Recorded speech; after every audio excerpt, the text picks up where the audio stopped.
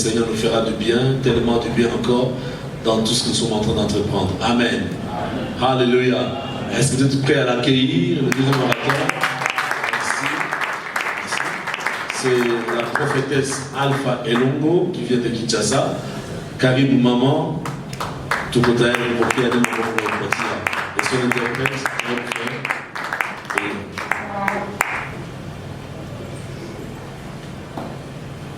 Amen. Amen. Soyons bénis. Amen. Tu parles qui, oui? Merci pour l'interprète. Asante kwa mtafsiri. L'interprète n'est pas là. C'était mon interprète. Merci. Que Dieu bénisse cette conférence matinale.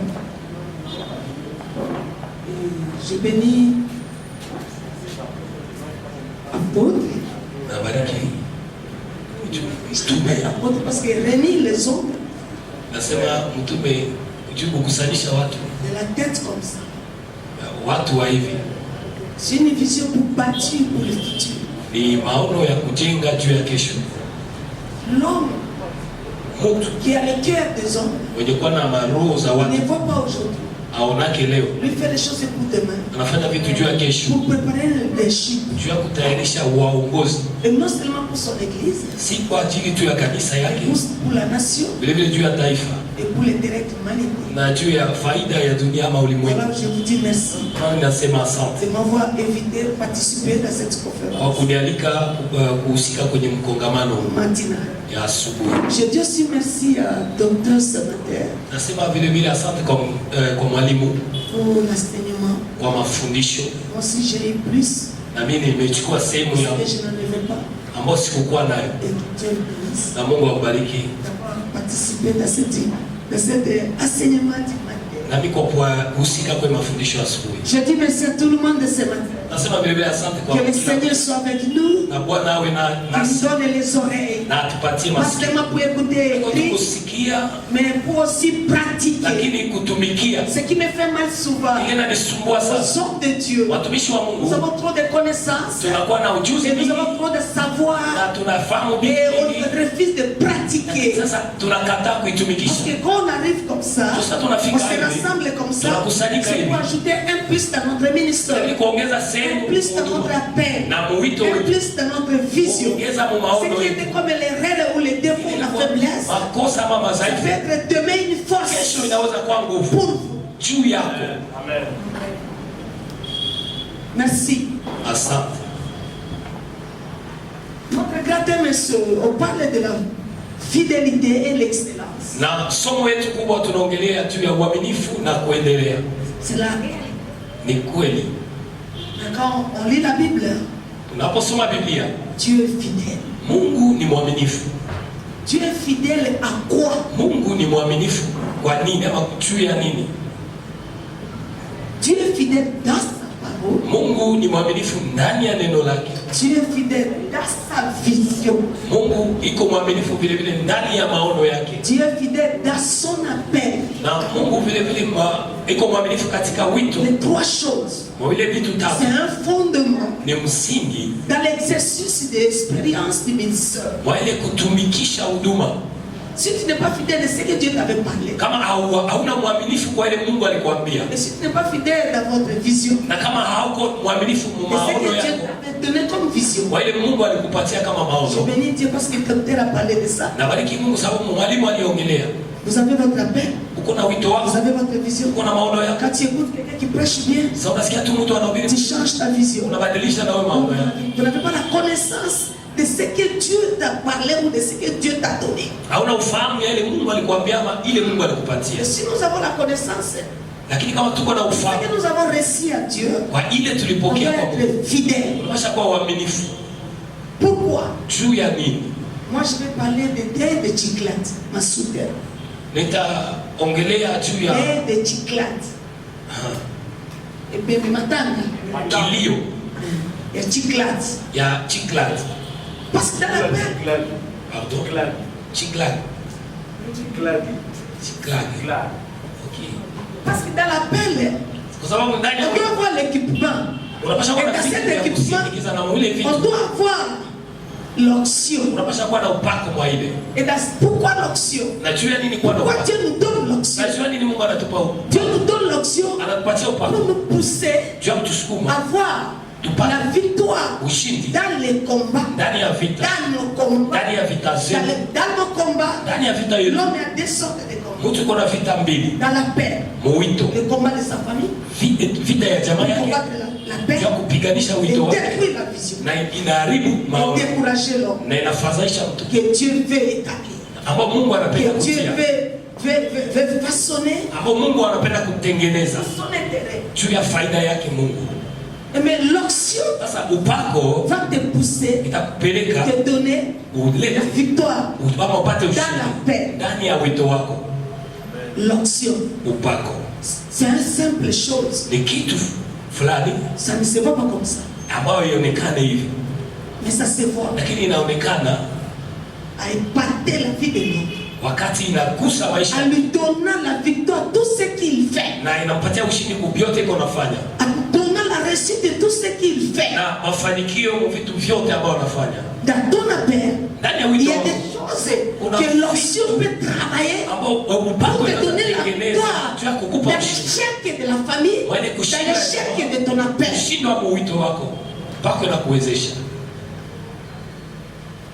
Samuel 30, verset 1 à 6. Nous allons lire la parole du Seigneur dans le livre de 1 Samuel au chapitre 30, le 1er au 6e verset au nom du Seigneur Jésus-Christ. 2 jours plus tard, lorsque David arriva à Tsiklag avec ses hommes, les Amalécites avaient lancé une attaque dans le Negev et à Tsiklag. Ils avaient détruit et brûlé Tsiklag après avoir fait prisonnier les femmes et tous ceux qui y trouvaient, petits et grands.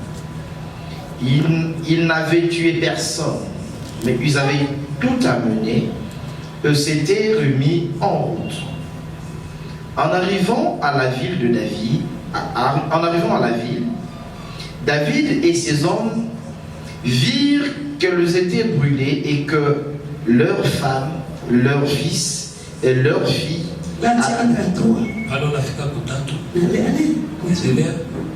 et leurs femmes, leurs filles et leurs fils avaient été prisonniers. Le verset 4. Alors David et la troupe qui l'accompagnait se mirent à pleurer tout haut jusqu'à ce qu'il n'ait plus de la force de pleurer. Le verset 5 dit: les deux femmes de David, Achinoam de Jezreel et Abigail de Carmel, la femme de Nabal, avaient été amenées. Le verset 6, David fut dans une grande angoisse, car la troupe parlait de la buder. Tous éprouvaient en effet de l'amertume, chacun à cause de ce fils et de ce fille. Mais David reprit courage en s'appuyant sur l'Éternel, son Dieu. La parole du Seigneur. Seigneur soit fait. Amen. Ici, David 2. Et pour nous faire entrer dans la royauté. Et 3. Pour nous faire entrer dans l'excellence. Et ici, dans la paix de David, quand tu appelles quelqu'un, Dieu ne montre pas les combats. Pour te montrer les combats, tu dois identifier d'abord celui qui t'a appelé. Qui t'a appelé? Et vous servez qui? Et tu veux accompagner qui? Et dans cette identité, c'est un appel avec assurance et alliance avec fidélité. Parce que vous ne connaissez pas les combats qui se cachent en dessous. Dans tout appel, nous avons d'abord la souffrance pour faire sortir L'identité fait tomber les écailles. Quand l'écaille tombe, c'est la révélation. Et dans la souffrance, c'est le brisement du caractère que Dieu veut. De quitter le caractère de la famille, quitter la vision de la famille, quitter le langage de famille, et entrer dans la vision de ce que Dieu veut te conduire par sa langage, par sa comportement. Maintenant ici, David était déjà dans l'appel. Et dans cet appel, il n'a pas vu le combat. Et il croyait qu'il allait combattre avec Goliath. Dans sa jeunesse, c'est le combat d'Israël, ce n'est pas le combat de moi. C'est le combat de mon nation. Ce n'est pas, ça ne me regarde pas. Mais comme on a insulté l'Éternel, je ne peux pas permettre que les gens insultent quelqu'un aussi, ainsi comme quand Dieu a entendu, Dieu a donné la vision. C'était d'abord la paix. La vision n'était pas là. Maintenant, c'est dans la paix que la vision est venue. Dieu commence à parler avec lui. David, je vais la laisser avec toi. Dans cette alliance, j'ai choisi. J'ai fait mon choix. Un jeune homme. Je l'ai oué. Là, l'appel maintenant a besoin de lui. Je l'ai oué. Je l'ai établi mon serviteur. Il était établi dans la paix et avec l'onction. Et il n'avait pas d'abord l'onction. Parce que l'onction était pour Samuel qu'il avait oué. Ce n'était pas l'onction de l'Éternel qui a confirmé. L'Éternel a envoyé une autre personne. L'onction, vous pouvez avoir l'onction. Mais Dieu aussi peut envoyer une autre personne pour te donner, pour augmenter la connaissance. Pour que l'onction a la qualité, a la force, a la dimension. Il y a l'onction de la grandeur pour 2 minutes, 3 minutes, tu parles, tu fais quelque chose. Mais il y a l'onction de combat. Et il y a aussi l'onction de prêcher. Comme nous prêchons comme ça. C'est pour libérer les gens. Pour donner la connaissance. Ce que lui a prêché, c'est l'augmentation de la connaissance.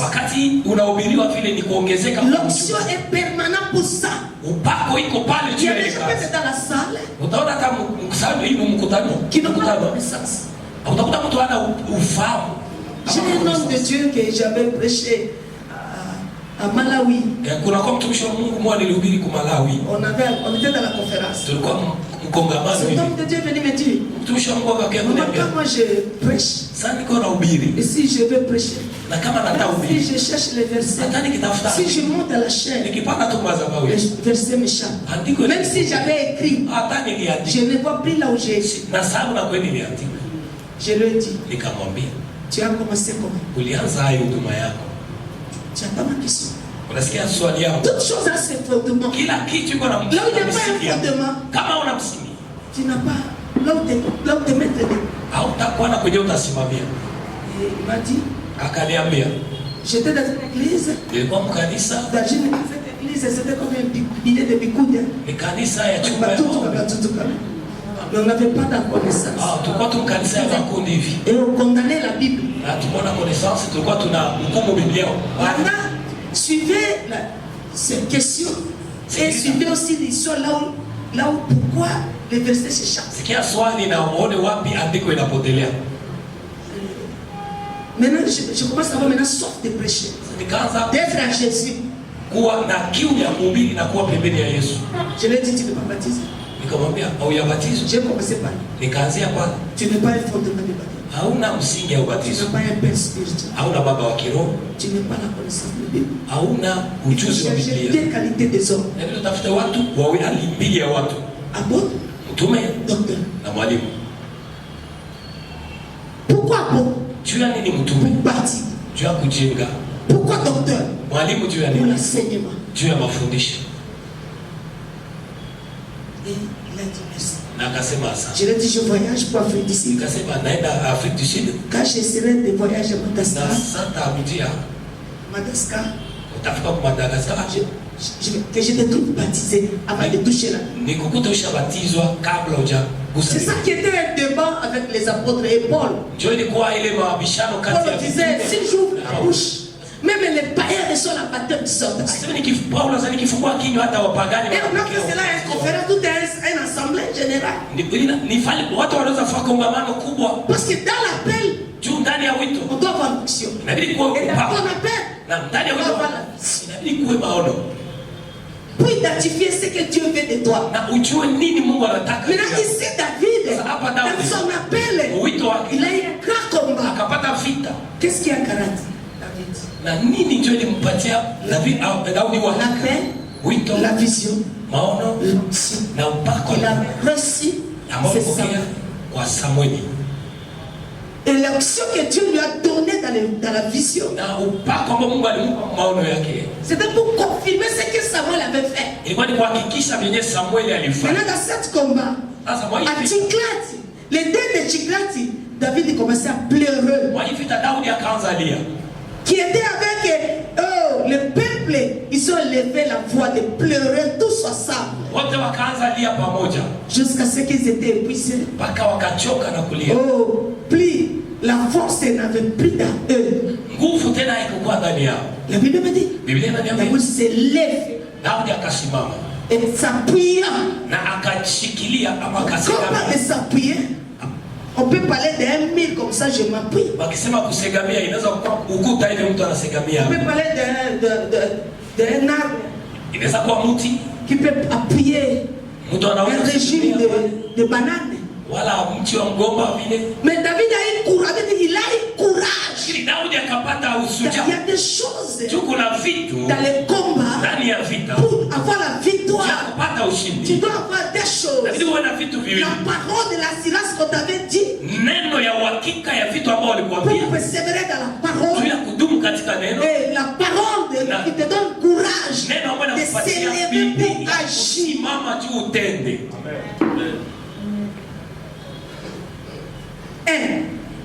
David est dans la vision. On lui avait assuré. Et il est resté fidèle.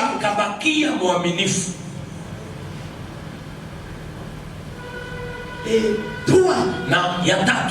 On lui avait oint par l'onction royale. L'onction royale a des angles. Angle de régner. Et angle dominé. Et vous ne pouvez pas régner là où tu n'as pas dominé.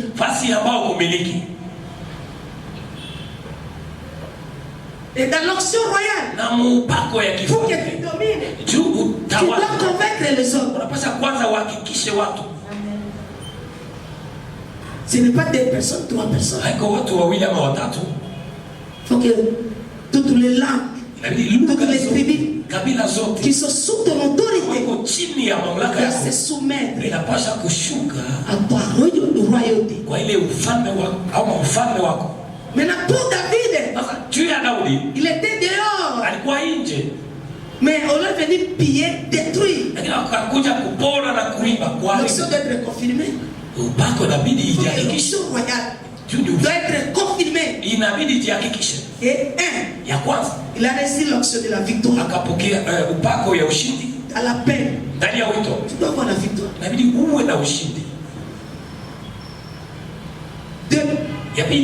Ça doit confirmer que c'est lui qui va dominer. Pour dominer les ennemis d'Israël. Et dominer les ennemis qu'on lui avait reçus. Et dominer les armes, toutes les armes.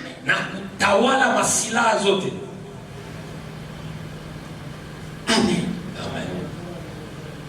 Ecclésiaste 7, verset 2 à 4. Sura 7 samani mstari wa 2 mpaka 4.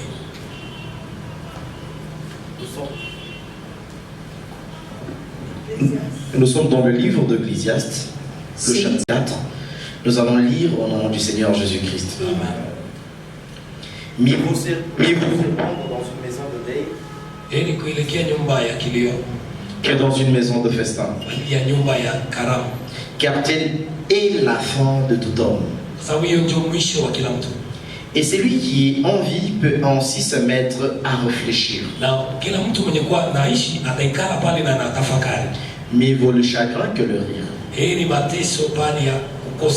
Car malgré les visages tristes, le cœur peut être content. Le cœur peut être content. Le cœur de sagesse est dans la maison de deuil. Et celui des hommes stupides dans la maison de joie. La parole. Pourquoi David avait pleuré? Parce qu'il était dans la maison de Dieu. Il était dans la maison. Il a amené tout le monde. Avec aussi sa femme.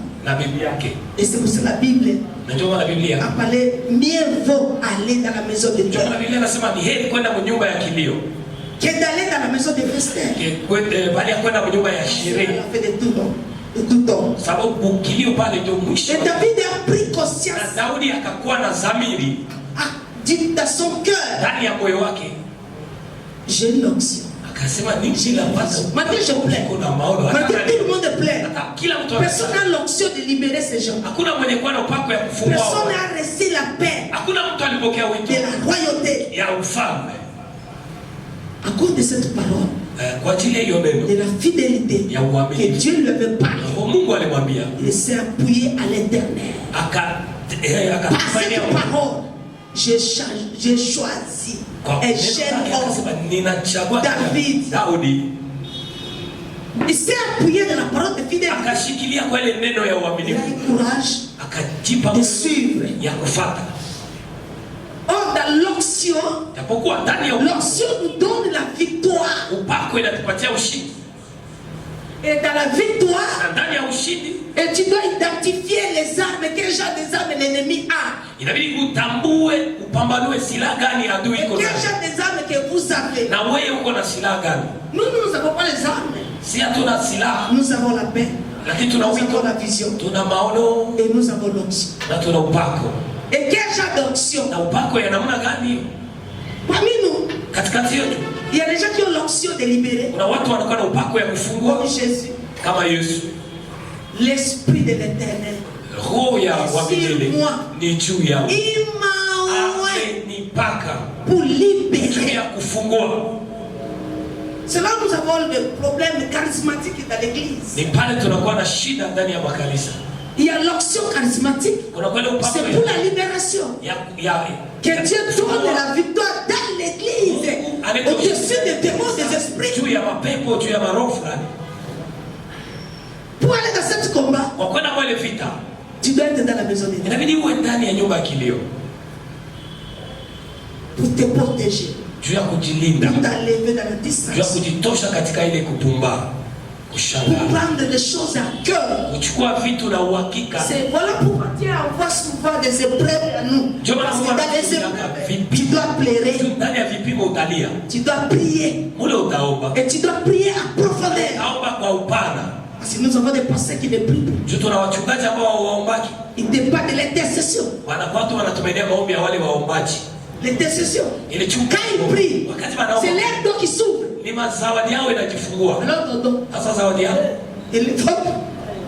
ça se fait. Et quand ils prient, les forces se soumènent. L'intercession. Et quand ils prient, les se proclament pasteur. Tu dois prier ensemble avec eux. Et tu dois aussi prier quand tu as des problèmes. Visionnaire ne pas partager sa vision de la maison, de sa femme, de ses enfants, de son appel avec les intercesseurs. Tu dois partager ce qui est de l'église pour que l'église puisse avoir la victoire. Amen. C'est ça, le cœur des sages et dans la joie. Parce que là-bas, il réfléchit. C'est la fin de tout temps. La pandémie était venue, Covid. Tout le monde était à la maison. Même les pasteurs ont eu courage de prêcher, de parler, parce que la loi était là. Et quelle est la loi? Le dépouillement des armes que vous avez. Et à sortir de là, vous ne pouvez pas rester comme ça. Parce que ça va tuer. Ça va amener toute la nation dans les terres. Même les pasteurs, tout le monde était tombé.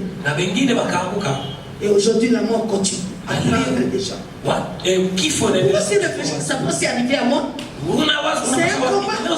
On va chercher le Dieu qui nous a appelés dans les ministères. Avec cette chose, qu'est-ce qu'on va faire?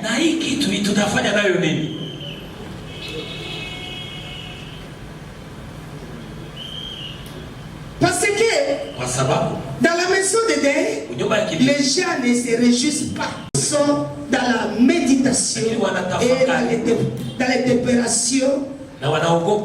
Là pour expliquer l'identité de la personne décédée.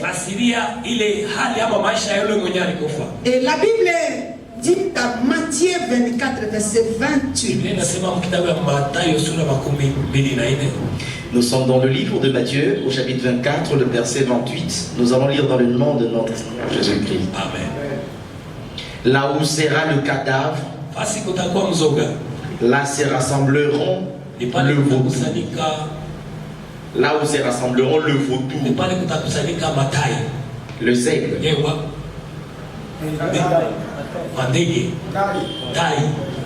des aigles, en français les aigles. Qu'il y ait que soit les cadavres, là rassemble les aigles. Et qui sont les aigles? C'est les gens qui ont la vision. Les gens qui ont les ailes. Et les gens qui ont la paix. Et les gens qui regardent ce qui peut tenir.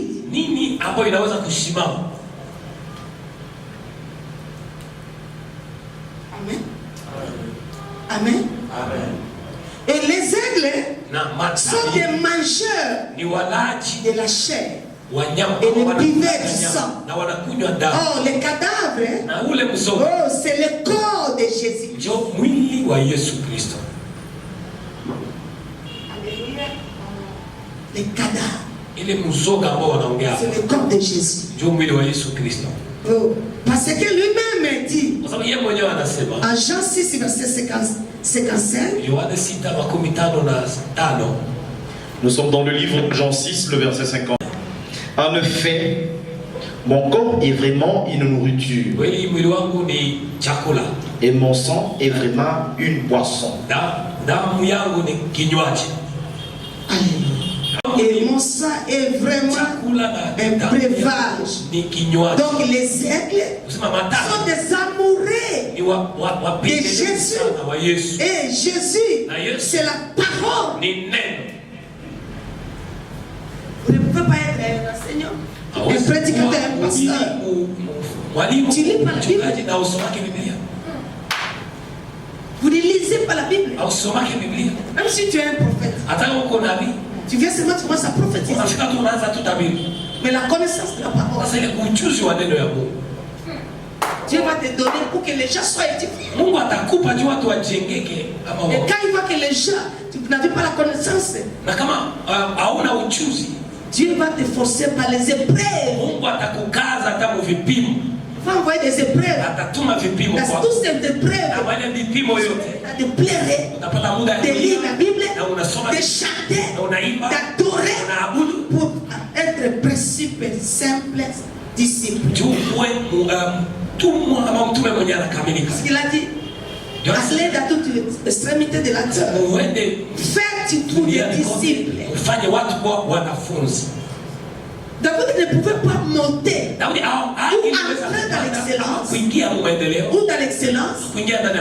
Ça fait le combat de l'onction qu'on lui a donnée et de la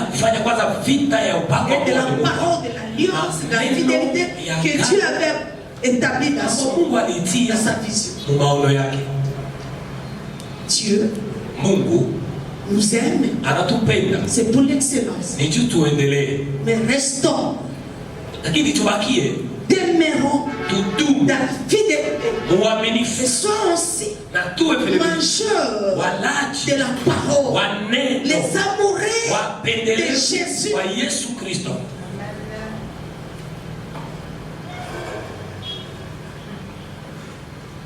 Alléluia. Alléluia. Amen. Jésus-Christ, oh, c'est là nous montre que la maison de Dieu, c'est l'église. La maison de Dieu que je parle, c'est l'église. Alléluia. Parce que quand on est à l'église, c'est pour écouter, pour réfléchir. Et si l'église est la maison de Dieu, quelqu'un est la maison de festin. Na nyumba ya sherehe ni nyumba gani? Iloko ni kwa sala. Ndako ya festin, ya fete. Nini ndio inaweza kuwa nyumba ya sherehe? Ce qui veut nous dire que église. Kama leo Mungu anasema kanisa. Yango ndeza ndako matano. Ndio nyumba ya kilio. Siko ndo ndako ya fete. Sasa ile nyumba ya sherehe ndio iko wapi? Parce que quand on vient ici, c'est pour se rassembler, méditer la parole, manger la parole et chercher que la parole nous donne la chair, nous donne la vie, nous donne le sang, nous donne la force, nous donne la victoire. Mais pour avoir cela, on doit être dans les deuils.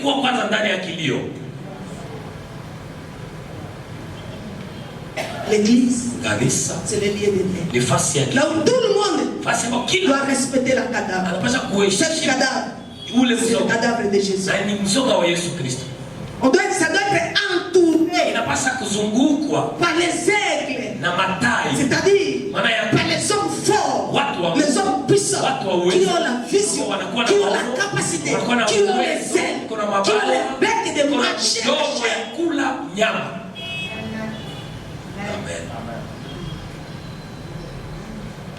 Vous pouvez me parler.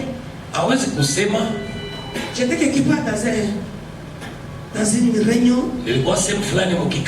On a mis un pasteur dans cette assemblée pour prêcher. Il commence à négocier.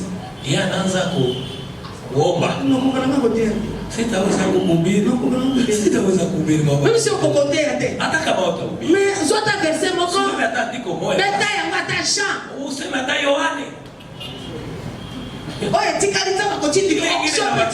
l'onction donne quelqu'un la victoire de la lumière. Tu n'as jamais failli. Vous ne pouvez pas parler que non, pasteur, on appelle pasteur. Tu as Matthieu. Matthieu a qui prêchait. Dieu ne veut pas mettre la parole dans ta bouche là. Il va mettre des choses. Ne peux pas parler que je ne veux pas.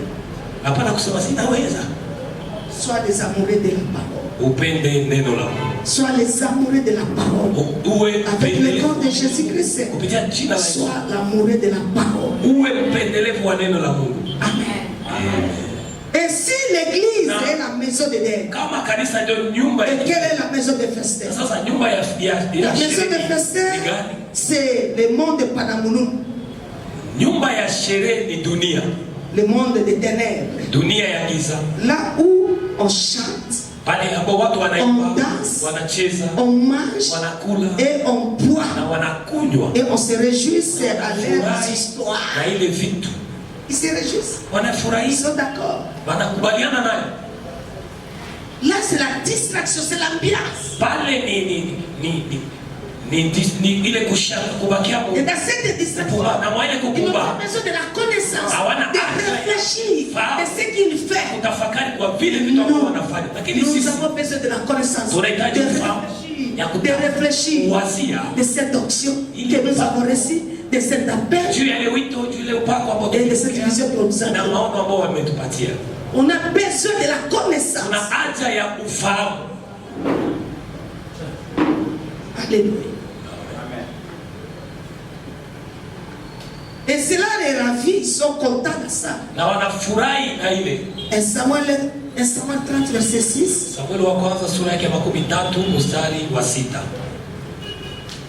Nous allons lire le livre de 1 Samuel au chapitre 30, le verset 6e, dans le nom de notre Seigneur Jésus-Christ. Amen. David fut dans une grande angoisse, car la troupe parlait de les lapider. Tous éprouvaient en effet de l'amertume, chacun à cause de ce fils et de ce fille. Mais la mission que Dieu nous a donnée, si nous prenons ça avec négligence, l'appel de Dieu est bien, est bon. J'aimais qu'un docteur avait dit, si vous n'êtes pas appelé, n'essayez pas d'entrer. Ne faites pas.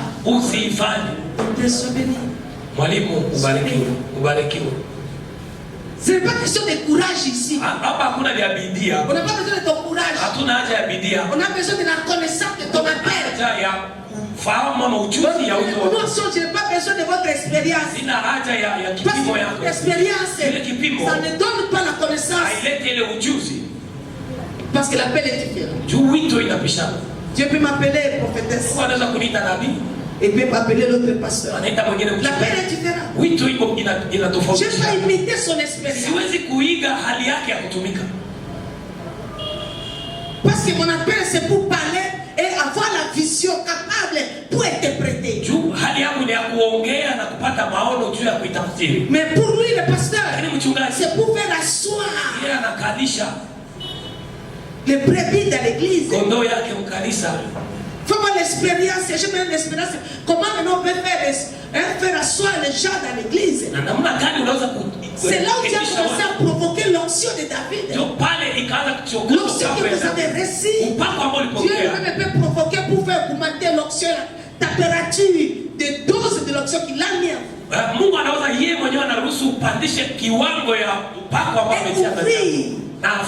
Ce que vous avez mangé comme le corps de Jésus, c'est la parole.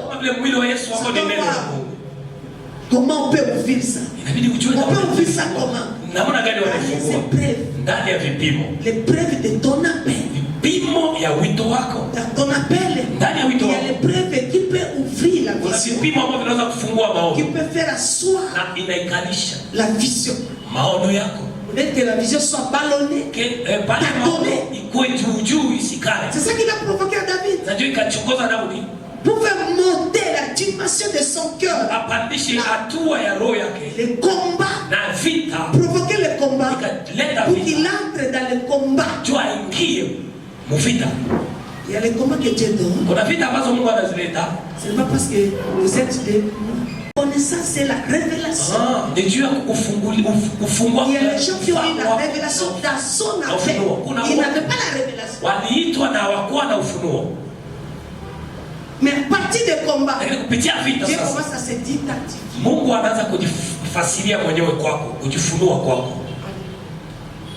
Alléluia. Nous sommes des Congolais. On doit s'appuyer. On doit prendre conscience et courage de s'appuyer à le Dieu qui nous a donné. Il nous a donné pour que nous dominons, nous régnons, nous soyons des leaders. Alléluia. Romains 5. Verset 5. Lisons dans le nom de notre Seigneur Jésus le livre de Romains 5 au verset 5. Or, cette espérance ne trompe pas. Parce que l'amour de Dieu est déversé dans notre cœur par le Saint-Esprit qui nous a été donné.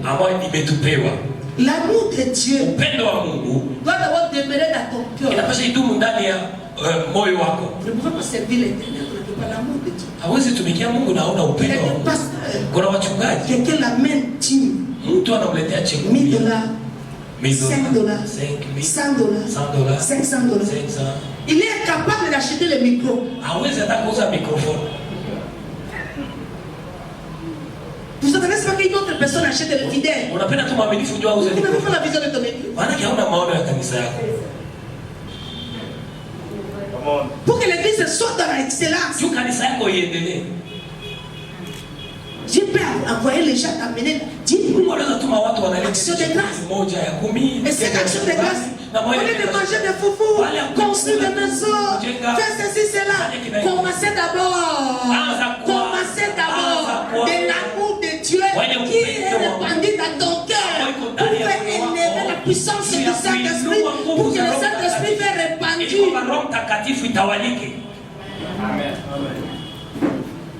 Après tu dis, je suis pauvre. Les gens ne me bénissent pas. C'est Dieu qui touche les gens pour te bénir. Parce qu'il a vu votre vision. Il connaît votre vision. Pour que la vision entre dans l'excellence. Et la vision soit établie. La paix soit reconnue. Les pasteurs, beaucoup de pasteurs n'ont pas l'amour de leurs églises, de leurs appels.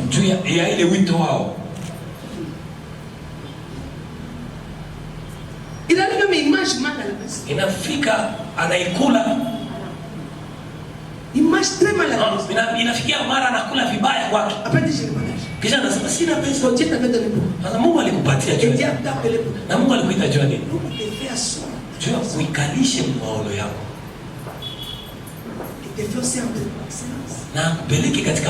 C'est ce qu'il a fait avec David. Pour l'amener dans la royauté. Il sort de l'excès qui mange bien. Parce qu'il a souffert. Il a cette souffrance, il a gardé l'alliance. Et Dieu a dit, je ne peux pas abandonner mon nom. Non, je dois l'amener. Dans la forêt là. Et parler de moi. Il parlait aussi de moi. Et dans la souffrance là, il s'est appuyé. Il n'avait pas une autre sorte. Je dois aussi l'amener dans l'excellence.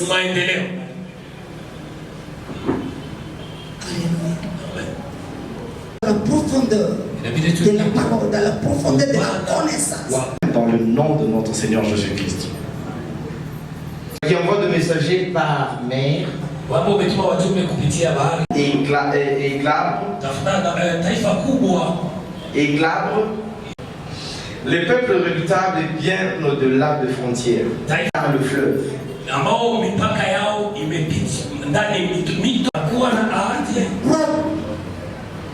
Nous avons la Bible propre à la RDC. Zawadi. Vision. Ce n'est pas d'abord les diamants, l'or qui nous réclament trop de ça. C'est d'abord la connaissance.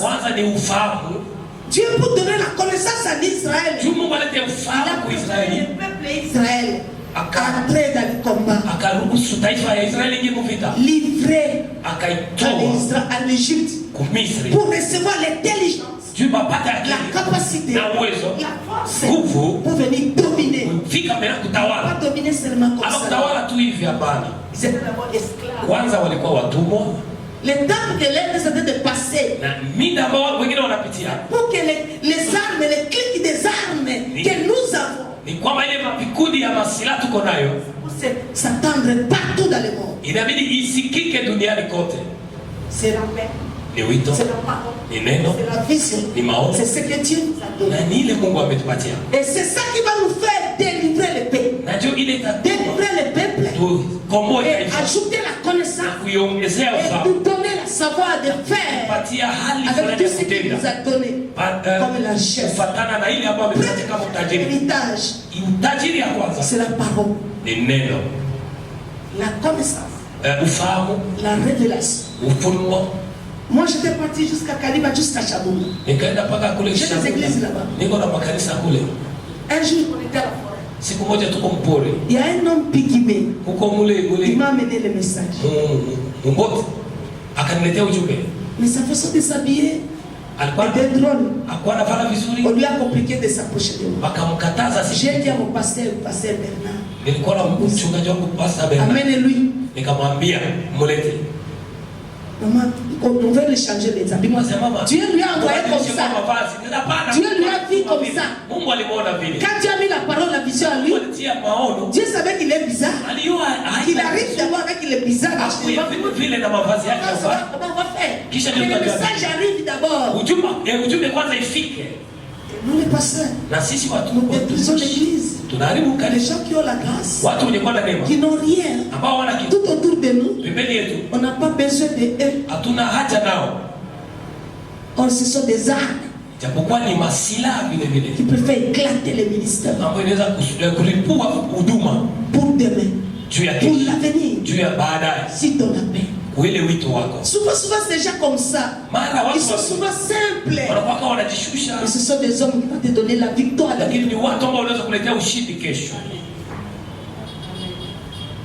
Les hommes de l'argent, c'est bon. Ils peuvent avoir l'argent. Ils ont l'intégrité, s'il te plaît, de donner à Dieu. Ils n'ont pas la connaissance, l'identité, la révélation du Seigneur. Pierre avait donné à Jésus. Il avait l'identité de Jésus. Qui était Jésus? Et il a prêté la. Et ça a donné la renommée des noms de Pierre. Jusqu'à l'extrémité de la terre. On parle toujours de Pierre apôtre. Apôtre, c'était pour rien comme ça. Il avait donné. Ecclésiaste, pardon, et Samuel. Samuel wa kwanza. 36 à 17. Et quelqu'un me prépare 30. Genèse 30, verset 8. Samuel, le chapitre 30, le verset 16 au 17e. Nous allons le lire sous l'onction du Saint-Esprit. Il lui servit de guide. Les Amalécites étaient dispersés dans la région. Ils mangeaient et buvaient et dansaient à cause de grands butins qu'ils avaient pris au pays de Philistins et de Juda.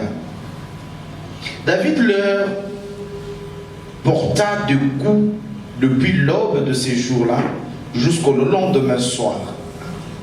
Et aucun d'eux n'ait pu s'échapper, excepté les 400 jeunes hommes qui montèrent sur le chameau et s'enfuirent. Parce qu'il était dans les maisons, dans l'ambiance de boire, de manger, dans l'ambiance de se réjouir de ce qu'ils avaient reçu. Mais David était dans la... Non, non. David était dans la concentration d'avoir perdu des âmes et des femmes et des fils.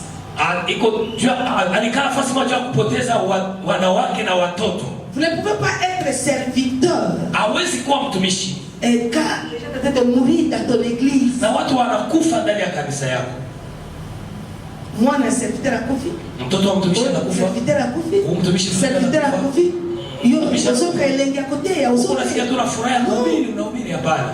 Tu dois rentrer, consulter le terrain. Qu'est-ce qui arrive dans ma vision? Où vous êtes dans ta vision? Où vous êtes dans la vision? Vous avez prêté la vision.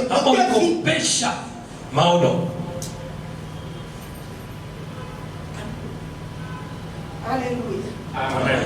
Et là, Dieu l'avait donné la victoire. Alléluia. On doit lire un peu, mais j'ai l'esprit j'ai la prédication dans mon esprit. Un Samuel 39 à 10. On est de lire. Pour l'attaquer le taureau de besoin, Dieu avait besoin de 600 hommes. David avait besoin de 600 hommes. Décourager 200 hommes. Parce que les 600 hommes ne pouvaient pas donner la victoire à David ou la réussite à David. Parce que les 600 hommes, c'est le symbole de chiffre de 666. Signifie Dieu a refusé avec les 600 hommes. Il a besoin de 200 hommes. Donner la réussite au combat. Alléluia. Amen.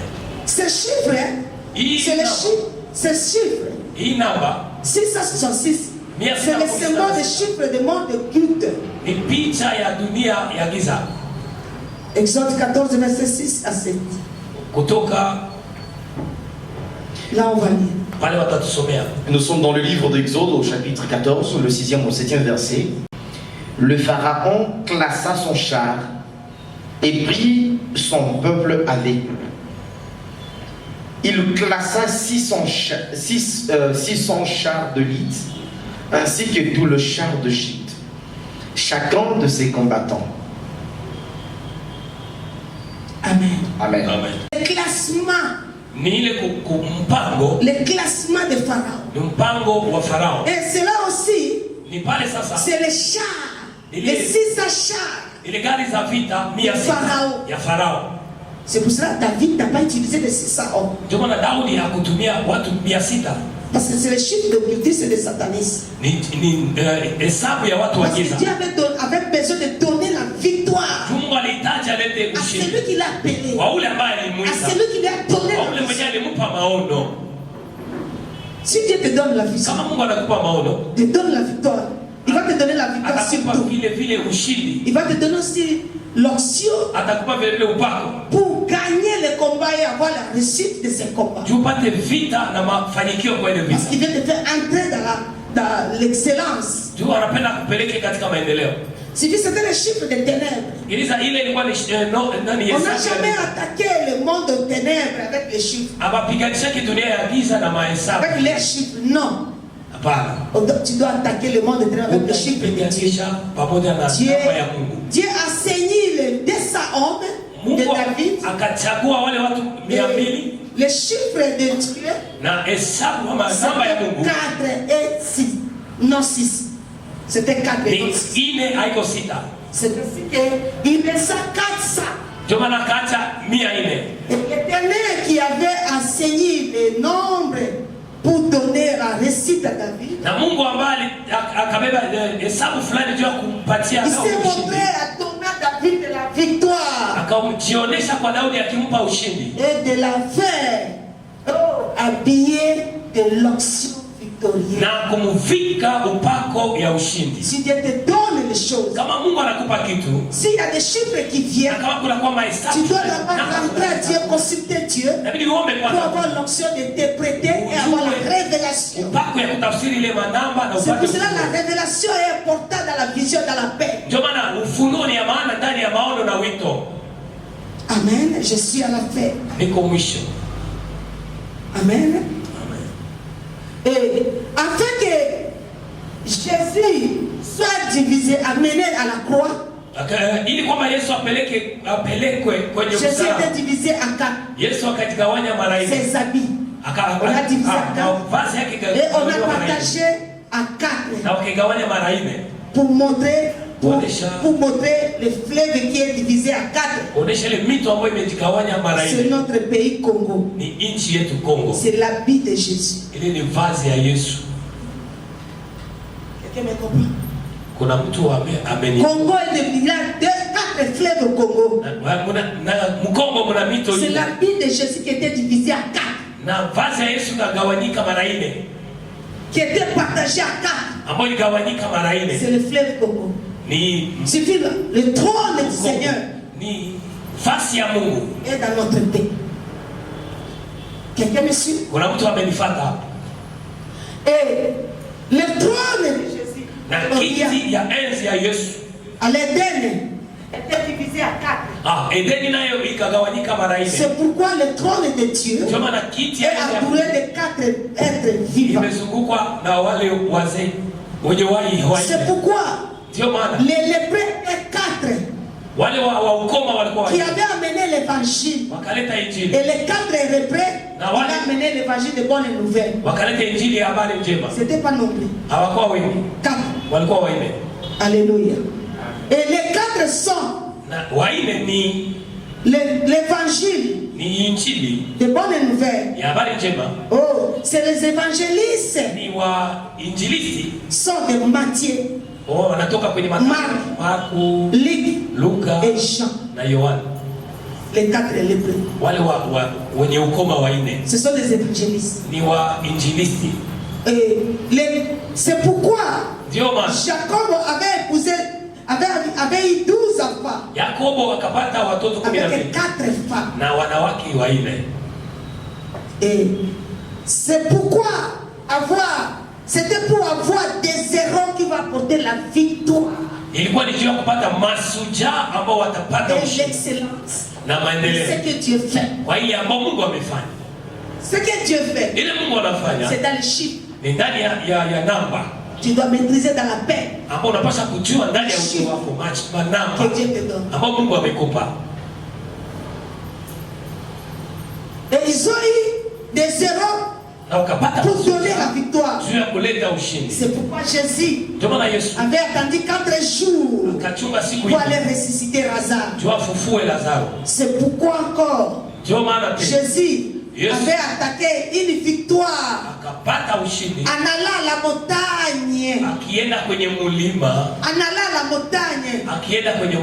Avec 4 personnes, 3 personnes. Pierre, Jean, Jacques, lui-même qui fait 4 personnes. C'est pourquoi ce sont entrés chez Darius. Oh, c'était 3 personnes. 3 disciples. Et lui-même. La résurrection du fils de Darius. Tu vis dans les miracles, dans la puissance, dans la victoire. Tout est tenu dans les 4 chiffres. Dans les 4 chiffres, c'est l'alliance.